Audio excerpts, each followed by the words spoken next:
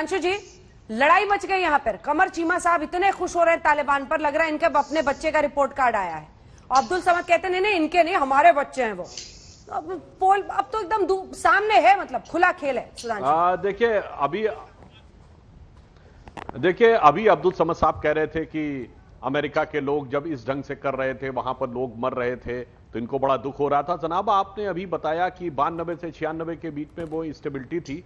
उसके पीछे जाइए, 80 के दशक में जब सोवियत रूस की फौजें या वहां गवर्नमेंट अफगानिस्तान में थी, तब उनके खिलाफ लड़ाई के लिए मोहरा कौन बना हुआ था? यही पाकिस्तान बना था ना। किसका मोहरा बना था? इसी अमेरिका का मोहरा बना था ना। तो अमेरिका का पैसा लेकर आप 80s के डिकेड में फल फूल रहे थे और अफगानिस्तान में लड़ाई लड़ रहे थे। अब वही अमेरिका आज आपको बुरा लगने लगा क्योंकि पैसा चीन से मिलने लगा। आपकी तो हालत यह है कि 80 के दशक में आप अमेरिका के पैसों पर अफगानिस्तान में बवाल मचा रहे थे, आज चीन से सपोर्ट लेकर भारत के अंदर इंस्टेबिलिटी करते हैं। कुल मिलाकर आपका काम खाने का नहीं, ढरकाने का ज्यादा है। यानी किस ढंग से आप एक क्योस क्रिएट कर सके, उसकी तरफ आप ज्यादा रहते हैं, बजाय कि अपने मुल्क के फंडामेंटल डेवलपमेंट का। जो कमर सीमा साहब हंस रहे थे, अंजना जी, मैं कहना चाहता हूं, याद रखिएगा कि जिस खेल को आप खेलने की कोशिश कर रहे हैं ना, उस पर स्वर्गीय अटल जी की कविता की एक लाइन है कि चिनगारी का खेल बुरा होता है, चिनगारी का खेल बुरा होता है, औरों के घर में आग लगाने का सपना अपने घर में ही सदा खरा होता है।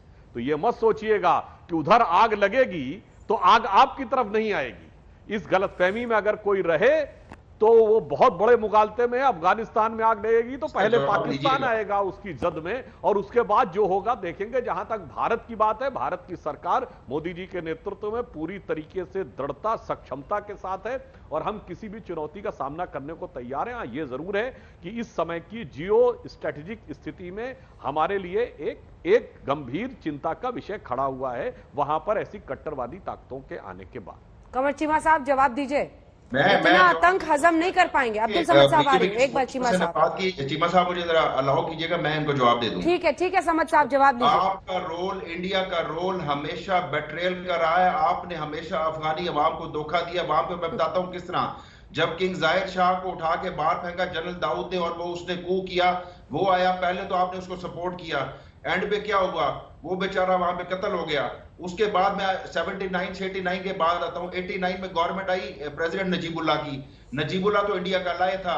वहां पे जब 92 में उसकी गवर्नमेंट खत्म हुई, जब उसको निकाला गया, उसने आपसे अजाइलम मांगा, इंडिया ने अजाइलम देने से इनकार कर दिया। 4 साल बेचारा वो यूनाइटेड नेशन के कंपाउंड में पड़ा रहा। फिर एंड में उसने फिर इंडिया भागने की कोशिश की, वो कत्ल हो गया बेचारा। जब आप उनको जिस तरीके से आज आप अशरफ गनी को या अब्दुल समद, आपको पता है उनकी पत्नी कहाँ है? लगाए बैठे हैं इनको, उनकी पत्नी, उनका परिवार कहाँ है पता है? फिर आप हट जाएंगे पीछे। इनको पता होगा भी नहीं वैसे बताने की, इनको जरूरत भी नहीं। जल्दी से बिट्टा साहब बोले, फिर सुधांशु जी कमेंट ले रही हूँ। जल्दी से बिट्टा साहब। एक मिनट, मैं एक बात इनको जवाब दे दूं। याकूब साहब, आप उनकी पत्नी की, अभी अंजना जी बात कर, उनकी पत्नी कई वर्षों से आज हिंदुस्तान में और सुरक्षित है, सुरक्षा दी है, घर दिया है, उसको अपना समझा है, उसको किसी के साथ धोखा नहीं किया।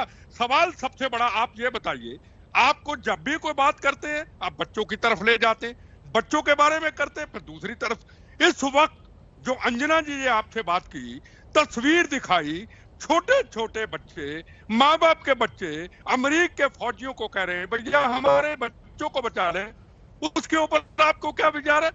आप उन बच्चों का फिक्र नहीं, आप कहते फिर पुरानी बात।